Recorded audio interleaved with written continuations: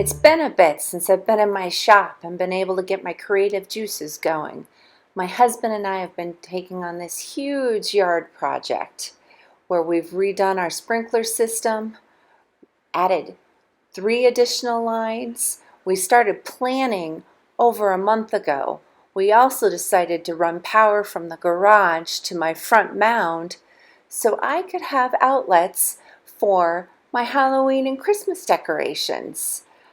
Have to say hats off to all of the weekend warriors and sprinkler people. The amount of work that goes into a sprinkler system. I should have really looked and paid attention to what goes into it. Like drilling a hole into our home and running wires so we could have the new system. Trenching. Holy cow. That was a ton of work. Who would think? Evidently I didn't. How hard that was going to be. For the most part, we kept our sense of humor. When we were digging holes for posts, I had to quote Firefly. That's post holer. You dig holes for posts. Wouldn't you know it, it rained. The day after we dug the trenches. It rained for an entire day. It never does that here. Oh, the mud the next day when we were working. I had fun playing in it though. My husband definitely was the brains of this operation. He was able to figure out the valves and lay them out so they would fit in their boxes. It's more complicated than you would think. Let's let him explain. That is the water supply that's coming from the front of the house to the back of the house with the old T cut off with a little nub. It's kind of underneath the ramp of the shed. This is then the new where the sprinkler head is for zone 3 backyard lawn. It's tapping in here where there's 2 electrical lines, PVC conduits, 3/4. The 3/4 is going back to the 4 valve, and the 1/2 inch is going to the garden bucket. And then there's 2 water lines under here, the black poly. One is teed in here, which is again the backyard zone 3 for the lawn, and the other one you can't quite see is the actual water inlet, which if we go back here past the wires, these are the old wires that we ended up chopping and then having to connect in to then go up to the front of the house to connect in to control the valves that are in the front of the house. And then this is where we chopped through the water line that's coming from the front of the house. Again, if I pan over here, it's coming from the front. That's where we're just looking at that old T. And then this is where we chopped it. And so the bottom of the screen here is where the water inlet is coming. There's a T here. And so it's supplying water to those valves and those bibs. And then the other T here is the backyard zone coming from the valve that's in the front. Into the house here by the dining room. And it's supplying water to the old hose here for the backyard, but then it needed to continue on here for 2 additional ones. One we just saw was over here, the new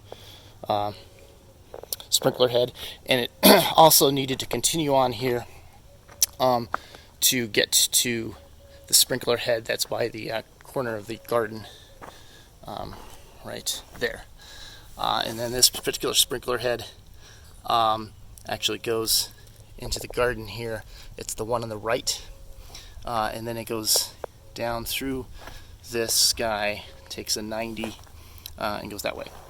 And then the other black hose that's coming from this direction is the water supply, feeding that valve and that hose bib that's by the garden.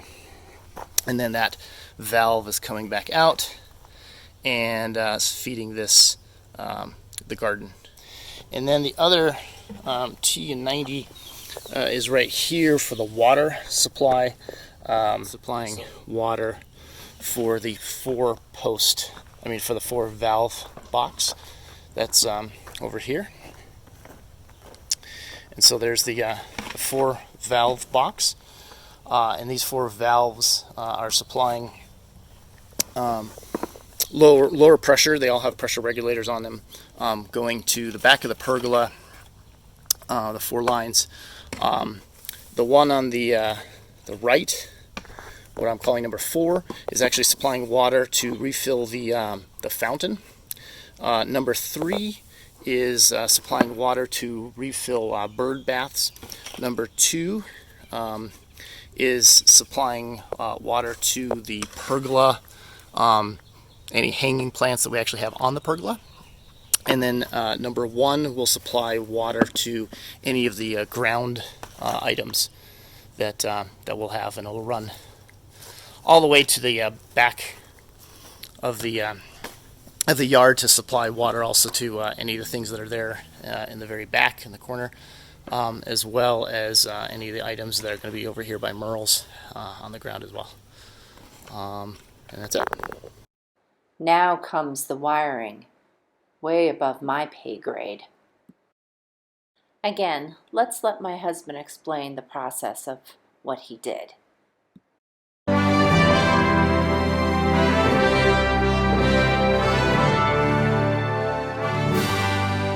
Which, quick explanation of that one is, since we had a 7-wire on the new, what I just did is reused several of the wires, or combined several of the wires. So the yellow on the old is a common, so the white and yellow are just together on the new piece.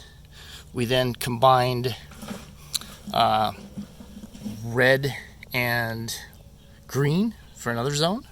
We combined black and brown for another zone, and then lastly the blue is a third zone. And so that's how that one's going, and I'll put the waterproof pieces and caps on there.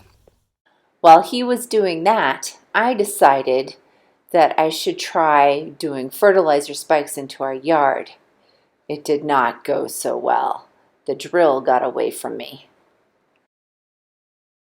So it was off to the front of the house to dig a trench to run low voltage wiring and wiring for my outlets.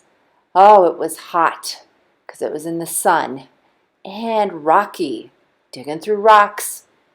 Quite the arm workout.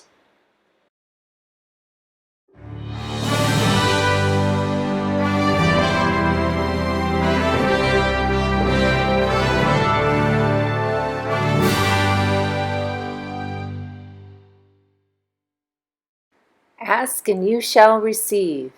I now have my outlets. Halloween and Christmas will be brightly lit.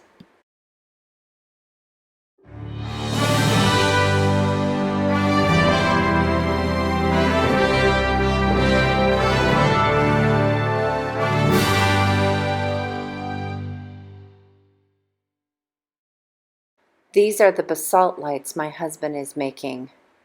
The process from chicken wire cages to mudding with cement to staining the concrete and sealing.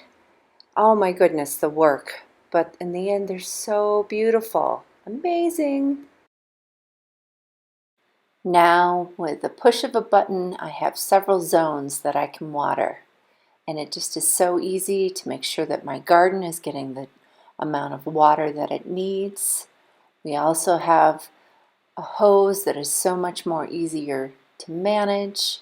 I can water my ground cover with very little effort.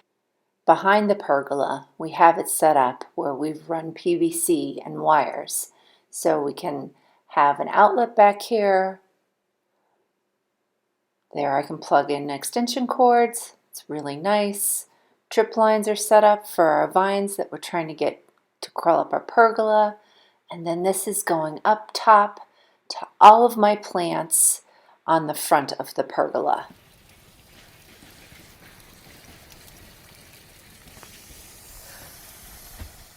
This is the sensor for our fountain, so it lets us know when we need to have it fill, and my husband has it programmed to autofill. It's really cool.